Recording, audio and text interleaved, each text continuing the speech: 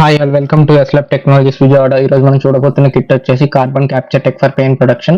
So ఈ kit కోసం వచ్చి మనం ఒక సర్క్యూట్ అయితే బిల్డ్ చేసుకుంటాము అండ్ యాజ్ వెల్ as ఒక ఐఆర్ సెన్సార్ మాడ్యూల్ అయితే తీసుకోవాలి. As well as street lights ఏవైతే ఉన్నాయో అవి ఈ విధంగా ప్లేస్ చేసుకుంటాం అనమాట రోడ్ పైన.